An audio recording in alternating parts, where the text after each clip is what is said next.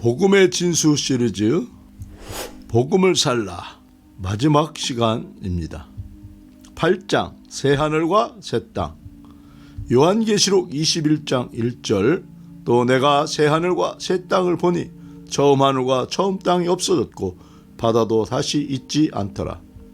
복음 이야기의 절정은 새 창조, 바로 새하늘과 새 땅이 열리는 것입니다. 예수 그리스도가 죄악된 이 세상에 오셔서 친히 십자가를 지시고 우리의 죄를 다 짊어지신 후에 부활하시고 승천하시고 하나님 보좌 우편에 계시다가 이제 심판의 주로 다시 오십니다. 그런 후에 이제 하나님께서 예비하신 새하늘과 새 땅으로 우리 모두가 옮겨지는 그것이 바로 이제 복음의 절정, 새 창조인 것입니다. 출애굽기 33장 3절에 너희를 젖과 꿀이 흐르는 땅에 이르게 하려니와 나는 너희와 함께 올라가지 아니하리니 너희는 목이 곧은 백성인즉 내가 길에서 너희를 진멸할까 염려함이니라. 하나님께서 애굽 땅에서 고난받고 있는 이스라엘 백성들을 젖과 꿀이 흐르는 가나안 땅으로 인도하시겠다고 약속하시고 그들을 이제 광야로 이끌어내셨습니다. 거기서 이스라엘 백성들은 하나님 말씀 앞에 불순종하고 거역하기 때문에 하나님께서 약속하신 대로 이스라엘 백성들을 젖과 꿀이 흐르는 땅에 보내주기는 하겠지만 나는 너희들과 함께 가지 않겠다고 하나님이 말씀하고 계십니다. 그때 모세가 여호와께 말씀하기를 주께서 친히 가지 아니하시려거든 우리를 이곳에 올려보내지 마옵소서. 아무리 젖과 꿀이 흐르는 땅이라 할지라도 하나님이 함께 하시지 않는다면 그곳은 정말 축복의 땅이 될 수 없다고 모세는 말하고 있는 것입니다. 하나님의 임재, 하나님이 함께 하시는 곳, 그것이 바로 새 하늘이고 새 땅이라는 것입니다. 하나님이 계신 곳이라면 그 어디나 하늘나라인 것입니다. 그래서 우리가 고백하는 그 하늘, 천국은 하나님의 임재가 있는 곳이죠. 하늘의 핵심 요인은 언제나 살아계신 하나님의 임재입니다.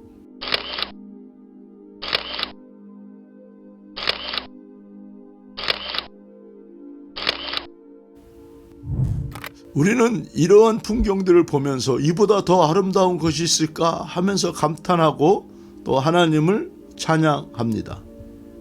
그러나 현재의 피조 세계는 원래 창조된 모습이나 장차 새로워질 새하늘과 새 땅의 모습에 비하면 심하게 오염된 상태입니다. 창세기 3장에 보면 하나님이 아담에게 이르시되 땅은 너로 말미암아 저주를 받고 너는 내 평생에 수고하여 그 소산을 먹으리라. 땅이 네게 가시덤불과 엉겅퀴를 낼 것이다. 땅은 저주를 받았고 죄로 오염된 가시덤불과 엉겅퀴로 가득 찬 곳이 바로 이 땅이라는 것입니다. 알래스카의 석유를 시추하는 시추선입니다. 여기서 석유가 나온다는 것은 그 땅 속에 과거에 수많은 동식물들이 존재하고 있었다는 것을 보여주는 것입니다. 사막에서도 석유를 시추합니다. 하나님의 창조의 세계에 있었던 수많은 식물들이 이 땅 속에 지금 파묻혀 있다는 것을 보여주는 것이죠. 얼마나 아름답습니까? 이 아름다운 것조차도 하나님이 아담의 관리 아래 두신 그 모든 것이 죄의 영향을 받았다고 볼 수가 있는 것입니다. 그래서 그 바라는 것은 피조물도 썩어짐의 종로라는 데서 해방되어 모든 피조물도 이제 죄의 종로라는 데서 해방되어 하나님의 자녀들의 영광의 자유에 이르는 것이니라. 피조물이 다 이제까지 함께 탄식하며 함께 고통을 겪고 있는 것을 우리가 아느니라. 타락 이후에 죄와 부패, 죽음과 고통, 노쇠함이 이 세상에, 이 땅에 들어온 것입니다. 죄가 땅에서 하늘을 내몰았습니다. 땅을 지옥의 주변지대로 만들게 된 것이죠. 그래서 하늘보다는 지옥을 생각하기가 더 쉬워졌습니다. 그래서 이 땅의 삶, 모든 삶은 하늘이라기보다는 지옥, 고통, 슬픔, 아픔으로 가득 차 있는 것이 바로 이 땅의 모습입니다.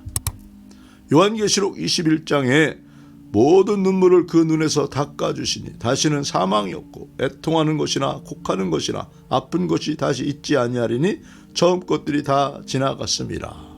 죄로 가득 찬 고통스러운 저주받은 이 땅에서 이제 그 모든 눈물, 사망, 애통, 이 모든 것이 사라지는 그것이 바로 새하늘과 새 땅이라고 말씀하고 있는 것입니다.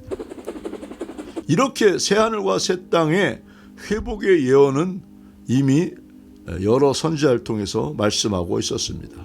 이사야 51장 6절에 하늘이 연기같이 사라지고 땅이 옷같이 헤어지며 거기에 사는 자들이 하루살이같이 죽으려니와 나의 구원은 영원히 있고 나의 공의는 폐하여지지 아니하리라.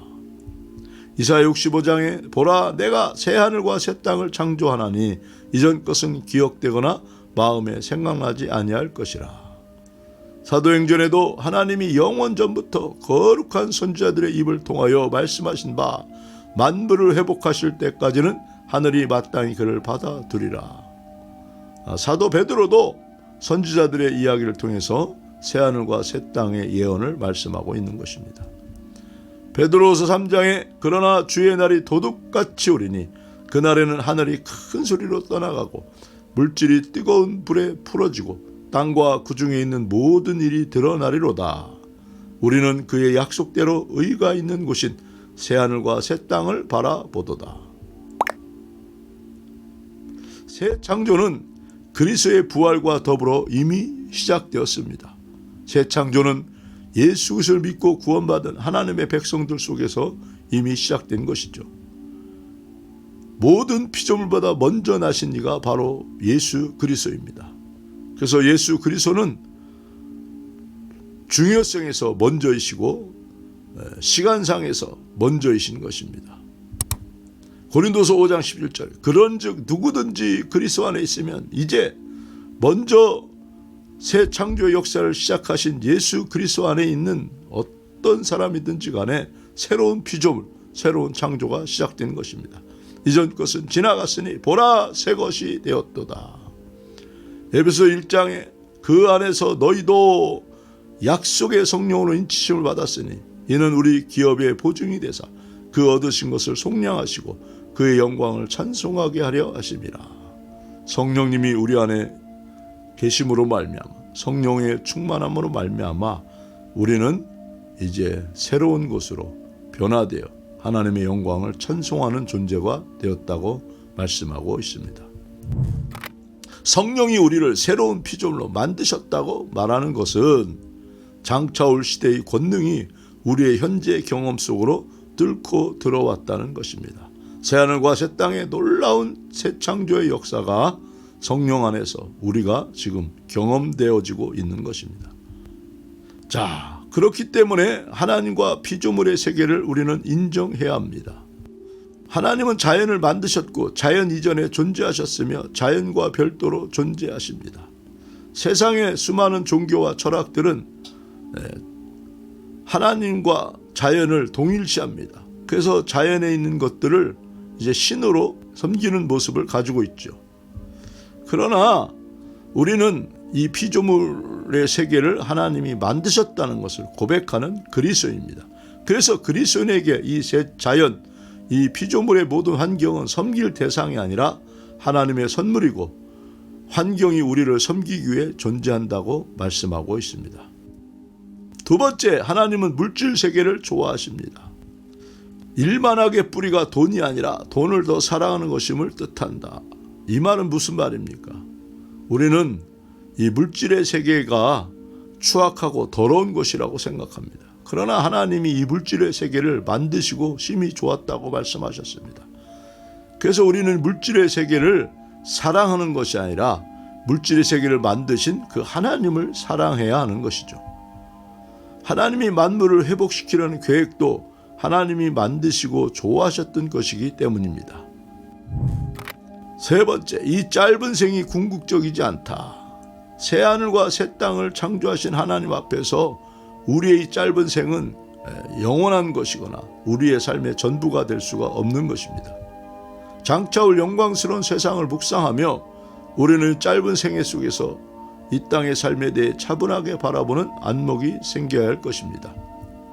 진짜 중요한 것은 우리의 삶 속의 그 모든 일들을 장차 올 하나님의 나라를 생각하며 하나님의 영광을 위해 살아가는 것입니다. 그래서 우리는 이렇게 기도해야 될 것입니다. 하나님 아버지, 저는 새 창조에 대한 소망에 감격하며 살고 있습니다. 이 땅의 삶은 아무리 아름다워도 장차 도래할 새 창조에 비하면 몹시 하찮습니다. 그리고 무엇보다 저를 사랑하사 저를 위해 자신을 내어주신 아들 예수 그리스도로 인해 감사드립니다. 아멘. 할렐루야.